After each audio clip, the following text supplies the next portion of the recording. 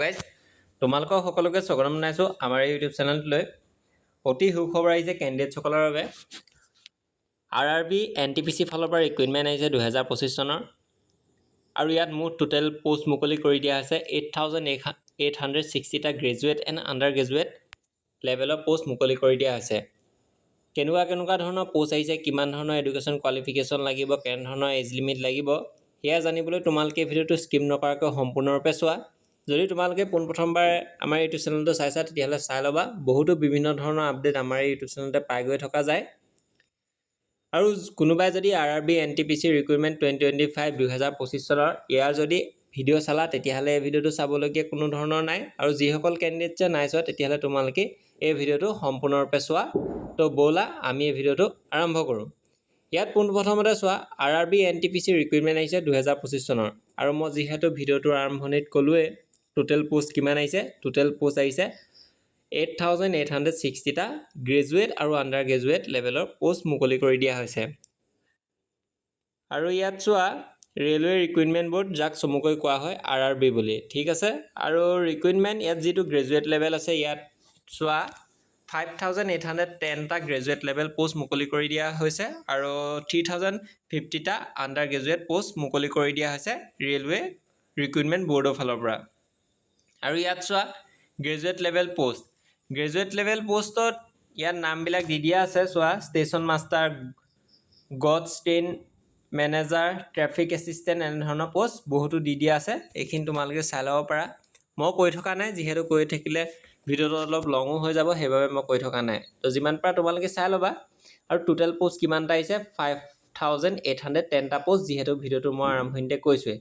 আৰু total post আহিছে গ্ৰেজুৱেটৰ, ঠিক আছে। যি আছামৰ কেণ্ডিডেটছ আছে তাৰ আছাম কেণ্ডিডেটছৰ বাবে আহিছে টোটেল পোষ্ট 56টা পোষ্ট আহিছে। আৰু পে লেভেল হ'ব লেভেল 4, 5, 6 আৰু 7 CPC আণ্ডাৰত হ'ব, ঠিক আছে। আৰু এজ লিমিটটো চোৱা 18 বছৰৰ পৰা 33 বছৰৰ ভিতৰত হ'লে সকলো কেণ্ডিডেটছে আবেদন কৰিব পাৰিব। এডুকেশ্যন কোৱালিফিকেশ্যন যিহেতু গম পাইছে, ডিগ্ৰী লেভেল, গ্ৰেজুৱেট লেভেল আৰু তোমালোকৰ যিকোনো ইউনিভাৰ্চিটিৰ ফালৰ পৰা পাছ কৰা হ'লে তোমালোকে আবেদন কৰিব পাৰিবা যিসকল কেণ্ডিডেটছ আছা। আদাৰ ক্ৰাইটেৰিয়া কি ধৰণৰ লাগিব, ইংলিছ, হিন্দী এনেধৰণৰ কম্পিউটাৰ তোমালোকে টাইপ কৰিব পৰা হ'লে হৈ যাব। আৰু আণ্ডাৰ গ্ৰেজুৱেট পোষ্ট কেনেধৰণৰ আছে চোৱা, কমাৰ্চিয়েল কাম টিকেট ক্লাৰ্ক এনেধৰণৰ আছে, একাউণ্ট ক্লাৰ্ক কাম টাইপিষ্ট এনেধৰণৰ পোষ্ট আছে। এইখিনি চাই ল'ব পাৰা। আৰু ইয়াত টোটেল পোষ্ট মুকলি কৰি দিয়া হৈছে 3050টা পোষ্ট মুকলি কৰি দিয়া হৈছে। আৰু RRB গুৱাহাটীৰ বাবে এতিয়ালৈকে কিমানটা পোষ্ট আহিব ইয়াত দি দিয়া নাই। যেতিয়া আহি যায় তেতিয়া মই তোমালোকক আপডেট কৰি দিম, ঠিক আছে। আৰু পে লেভেল ঠিক ইয়াত হ'ব 32 in 7 CPC হ'ব। আৰু এজ লিমিটটো ইয়াত খালি অলপ কম হৈছে, 18 বছৰৰ পৰা 30 বছৰৰ ভিতৰৰ কেণ্ডিডেটছে আবেদন কৰিব পাৰিব। আৰু এডুকেশ্যন কোৱালিফিকেশ্যন যিহেতু হৈছে 12 পাছ কেণ্ডিডেটছ, অৰ্থাৎ হাই ছেকেণ্ডেৰী পাছ যিকোনো কেণ্ডিডেটছে আবেদন কৰিব পাৰিব। আৰু যিসকল কেণ্ডিডেটছৰ 50%তকৈ কম মাৰ্ক আছে আবেদন কৰিব নোৱাৰিব। আৰু 50% মাৰ্ক লাগিবই, যিকোনো কেণ্ডিডেটছৰ বাবে পাৰ্চেণ্টেজটো 50% লাগিবই। আৰু ঠিক তেনেধৰণে SC ST এনেধৰণৰ সকলো কেণ্ডিডেটছকে 50% মাৰ্ক লাগিবই। Other criteria PL clerk official notification এনেধৰণৰ একো নাই। আৰ্টিকেলটো হৈছে RRB পেৰামেডিকেল ষ্টাফ ৰিক্ৰুইটমেণ্ট, ঠিক আছে। OBC ইয়াত তোমালোকৰ এপ্লিকেশ্যন ফ্ৰীটো চাই লোৱা, এজ ৰিলেক্সেশ্যনটো চাই লোৱা। OBC NCL ৰিলেক্সেশ্যন পাব 3 years, SC ST পাব 5 years, PWBD URN EWS পাব 10 years, PWBD OBC NCL পাব 13 years, PWBD SCN ST পাব 15 years, ঠিক আছে। মনত ৰাখিবা এনেধৰণৰ এজ ৰিলেক্সেশ্যন পাব ইয়াত সকলো কেণ্ডিডেটছে। আৰু এপ্লিকেশ্যন ফিটো চাই লোৱা, এপ্লিকেশ্যন ফি কেনেধৰণৰ হ'ব।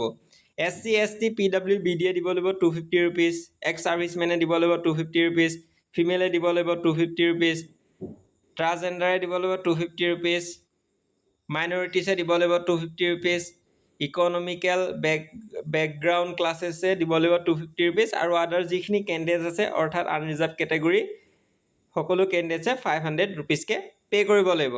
আৰু পে'মেণ্টটো হ'ব online, UPI, net banking, credit card এনেধৰণে পে'মেণ্ট কৰিব লাগে, যিটো সকলো কেণ্ডিডেটছে গম পায়। আৰু ইয়াত চোৱা হাউ টু এপ্লাই, কেনেধৰণে আবেদন কৰিবা। আবেদন কৰোঁতে ইম্পৰ্টেণ্ট ৱেবছাইটলৈ লিংকলৈ যাব লাগিব, অনলাইন এপ্লিকেশ্যন ফৰ্মখন পাই যাবা আৰু নতুন ৱেব পেজ এখন অ'পেন হ'ব। পাৰ্চনেল এণ্ড এডুকেশ্যন ডিটেইলছবিলাক ফিল কৰিব লাগিব, পাছপৰ্ট চাইজ ফটো এণ্ড ছিগনেচাৰটো দিবই লাগিব। এক্সামিনেশ্যন ফি দি দিয়াৰ পিছত ছাবমিট বটনত ক্লিক কৰি দিয়াৰ পিছত তোমালোকৰ কমপ্লিট হৈ যাব। আৰু যদি ফৰ্ম ফিল আপ কৰোঁতে কিছু সমস্যাৰ সন্মুখীন হোৱা বা ফৰ্ম ফিল আপ কেনেধৰণে কৰে তাৰো যদি এটা সম্পূৰ্ণ লং ভিডিঅ' লাগে তেতিয়াহ'লে মোক এই ভিডিঅ'ৰ তলৰ কমেণ্ট বক্সত কমেণ্ট কৰি জনাবা, বা অন্যান্য ইউটিউব চেনেলতো তোমালোকে পাই যাবা। যদি তোমালোকে অন্যান্য ইউটিউব চেনেল চাবলৈ বেয়া পোৱা তেতিয়াহ'লে ইয়াত ক'ব পৰা আমাৰ ইউটিউব চেনেলটোত মই ধুনীয়াকৈ সুন্দৰভাৱে বনাই দিম যে কেনেধৰণে ফৰ্ম ফিল আপ কৰিবা আৰু কেনেধৰণে আবেদন কৰিবা। তো এইখিনি আছিল ভিডিঅ'টো। আৰু ইয়াত চোৱা important that's RRB NTPC recruitment কেতিয়াৰ পৰা আৰম্ভ হ'ব। ইয়াত চোৱা গ্ৰেজুৱেট লেভেলৰ পষ্টকেইটা আৰম্ভ হ'ব 21 অক্টোবৰ 2025 আৰু ইয়াৰ লাষ্ট ডেটটো হৈছে 20 নৱেম্বৰ 2025।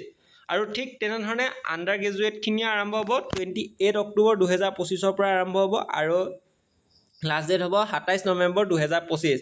মনত ৰাখিবা 21 অক্টোবৰৰ পৰা আৰম্ভ হ'ব 2025 চনৰ গ্ৰেজুৱেট লেভেলৰ আৰু 28 অক্টোবৰৰ পৰা আৰম্ভ হ'ব আণ্ডাৰ গ্ৰেজুৱেট লেভেলৰ।